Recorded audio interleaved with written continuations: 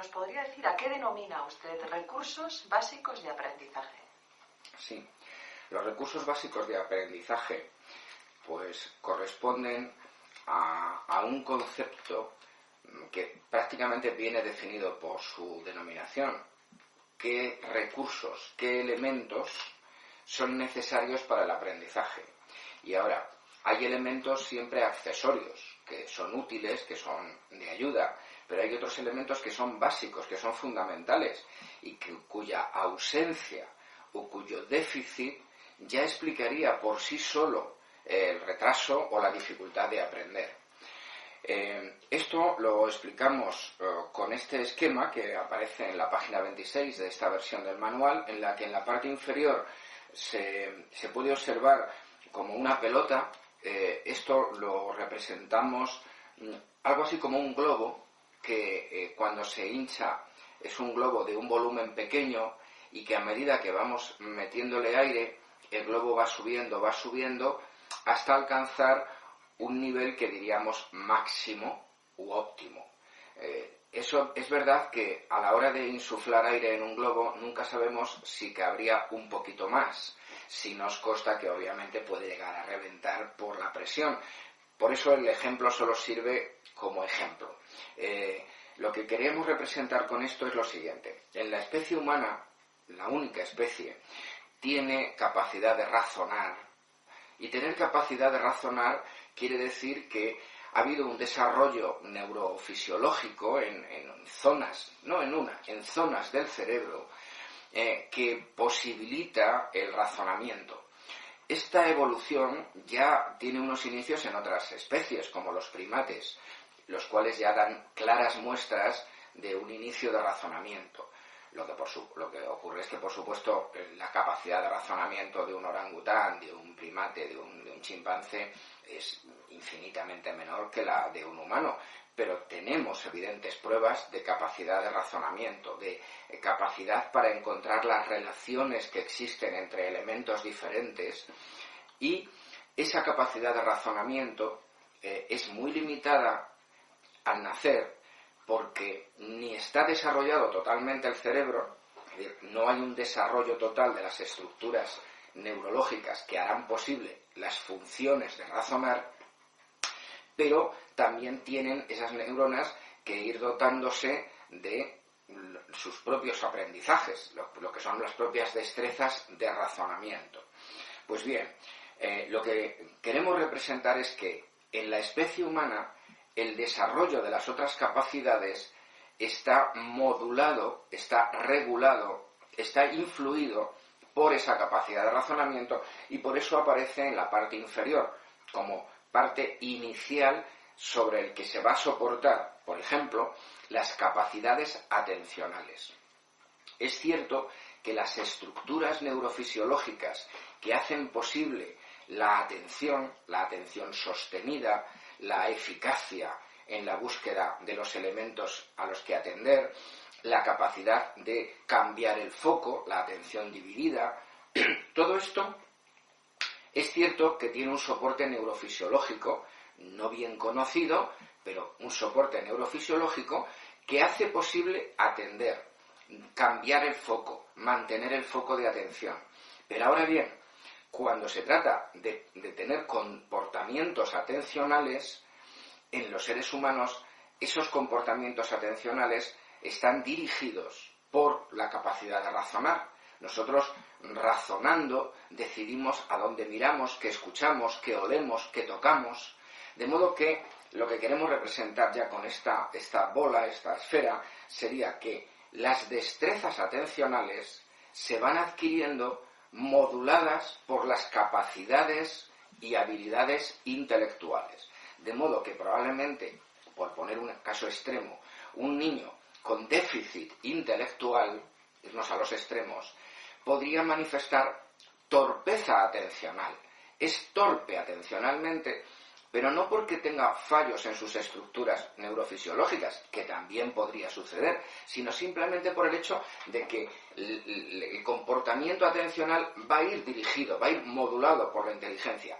Y análogamente, cuando en un escolar un niño tiene una inteligencia excepcional, extraordinaria, probablemente dará muestras de una habilidad atencional también excepcional, porque, vuelvo a decir, la atención va dirigida, va sustentada sobre lo esencial que es en el humano la capacidad de razonar. Esto es lo que nos diferencia inicialmente de otras especies. En las otras especies, sus conductas atencionales, sus comportamientos atencionales se van seleccionando por ensayo y error o por instinto. Bien, y en esta parte inicial de este globo nos vamos a encontrar con que todos los niños que tengan dificultades de razonamiento van a ser niños con dificultades para el aprendizaje. Exacto, exactamente. Y ahora, tenemos ya habilidades atencionales que se van desarrollando en función y modulados por las habilidades intelectuales. Viene la memoria. La memoria es ese constructo que hemos elaborado en psicología que se refiere a la capacidad de grabar aprendizajes y de recordarlos luego, traerlos. Pues bien, tanto a la hora de grabar, de memorizar, como a la hora de recuperar, las habilidades de memoria, las destrezas de manejo de la memoria, están moduladas por la capacidad atencional, porque si yo no atiendo a algo relevante, no lo puedo memorizar. De manera que la atención modula, mediatiza las habilidades de memoria. Y a su vez, a la hora de memorizar, nosotros decidimos con nuestro razonamiento qué memorizamos, cómo relacionamos unas cosas con otras para grabarlas. Y lo mismo a la hora de recuperar.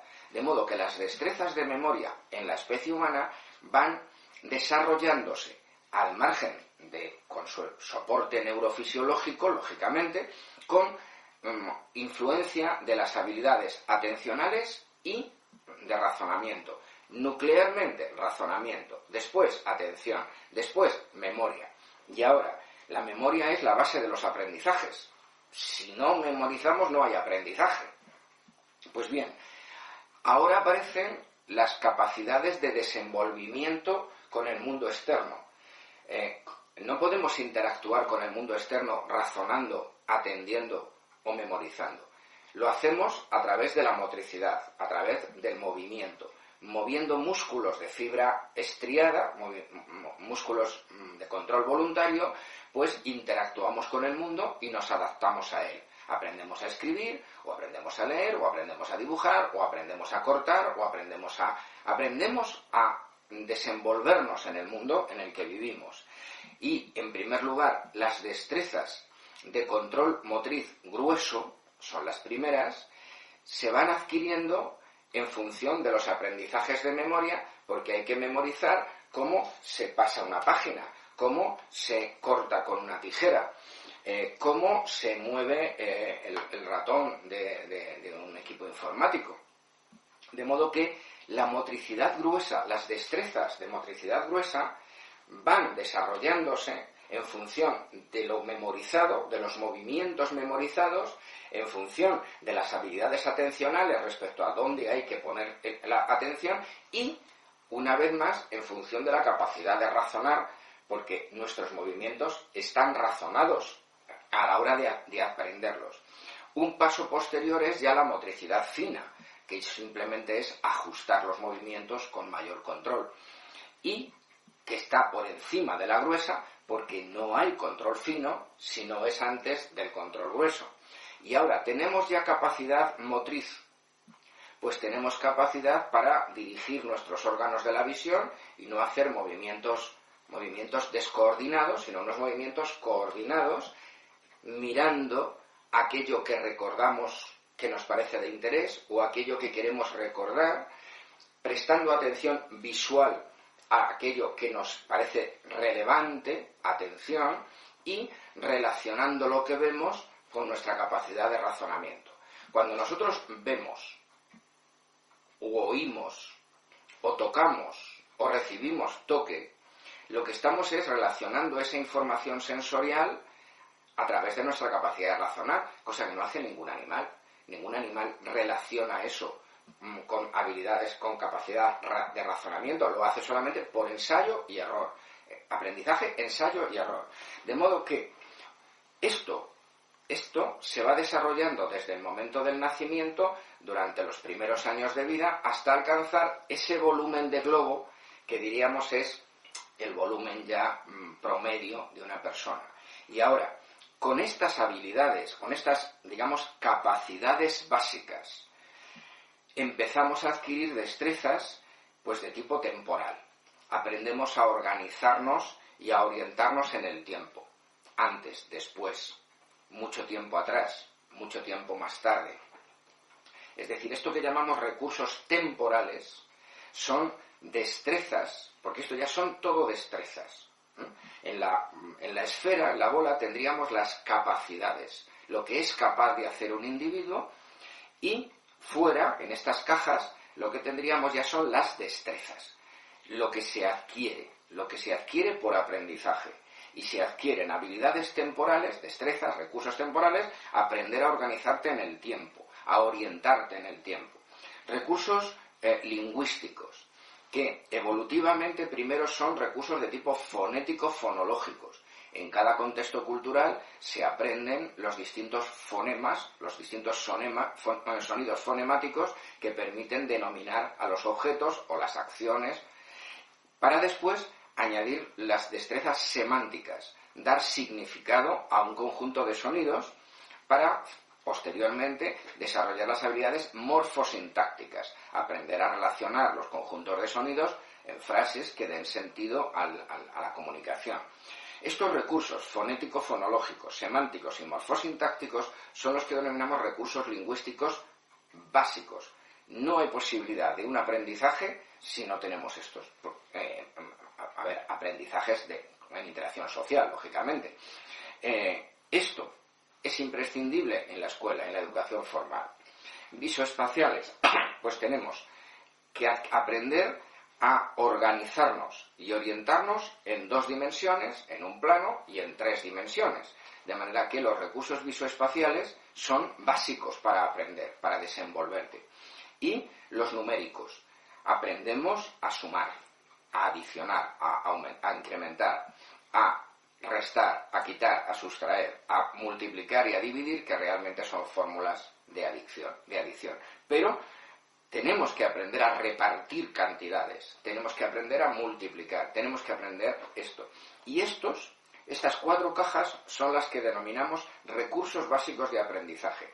Y ahora, el total de todo este esquema, que son las capacidades básicas, las que estarían en la esfera, más los recursos, los aprendizajes, constituyen conceptualmente a lo largo de este programa de formación lo que denominaremos recursos básicos de aprendizaje, porque sin eso no es posible el aprendizaje. O bien, algunos aprendizajes son muy difíciles, muy costosos o imposibles sin estos recursos. Cuando alguien quiere aprender, ir a la escuela en un ámbito cultural en donde no conoce el idioma, pues lógicamente no puede aprender, pero no tiene dificultades de capacidades, simplemente es que le carece de los recursos lingüísticos. Los invidentes pues tienen dificultades en recursos visoespaciales, pero ojo, recursos visoespaciales a nivel visual, pero por ejemplo los compensan con otro tipo de destrezas. Así es que este es el concepto, y esto es algo que debería estar perfectamente controlado al inicio de la escolaridad formal. Es decir, el último año de la educación infantil, todo esto debería estar o asegurado o identificados los déficits que tiene un alumno. Bien sean estos déficits por retraso en la adquisición de habilidades o bien por déficit de capacidad básica. Si el sujeto tiene un déficit de capacidad básica, lo que hay que hacer es ayudarle con otros métodos, con otros recursos, o plantearle que hay algunos logros que nunca va a poder conseguir en función de sus limitaciones. Pero hay que tener muy claro, en el último año de educación infantil o en el inicio de la primaria, si todos los escolares que siguen esa escolaridad formal dominan estos recursos básicos y en qué nivel lo dominan. Bien, entonces a efectos prácticos, si no se da esa situación ideal en la cual se conoce exactamente la situación de cada escolar al finalizar la educación infantil respecto a estas aptitudes y estos recursos básicos de aprendizaje, si nos encontramos con un escolar de 11, 12 años que tiene dificultades de rendimiento, tendremos que asegurar que estos recursos básicos para el aprendizaje los dispone de ellos antes de ponernos a buscar otras variables explicativas de sus dificultades. Efectivamente. Bien es cierto que como son recursos básicos de aprendizaje, tendríamos que considerar que si el alumno tiene 11, 12 años, no podría haber un déficit en estos recursos básicos si fue evolucionando correctamente en los años anteriores. Es decir, un niño no puede no saber dividir y haber llegado a los 11 años. No puede ser. En general, lo que encontramos en estos casos es que hay un historial de dificultades desde el comienzo de la escolaridad. Por eso, las calificaciones escolares no son un criterio suficiente para asegurar que hay buenas capacidades o un buen nivel de habilidades. Las calificaciones escolares son calificaciones escolares que se otorgan al alumnado en función de diversos criterios. Pero no son garantía, no son por sí solas garantía de que el sujeto tiene buenas capacidades básicas ni tiene todos los recursos básicos. No lo son.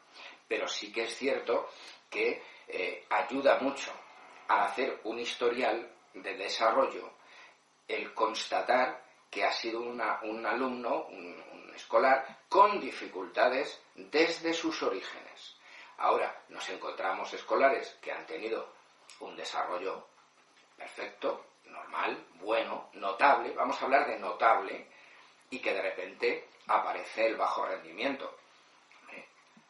Resultaría sumamente extraño, pero sumamente extraño que el fracaso o el bajo rendimiento a los 12 o 14 años se pudiera explicar por un déficit de recursos básicos.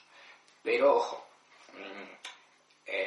es necesario ver el historial de desarrollo y al menos, lo que son capacidades básicas, como es razonamiento y atención, deben siempre ser constatadas en el momento en el que estudiamos a un sujeto con dificultades.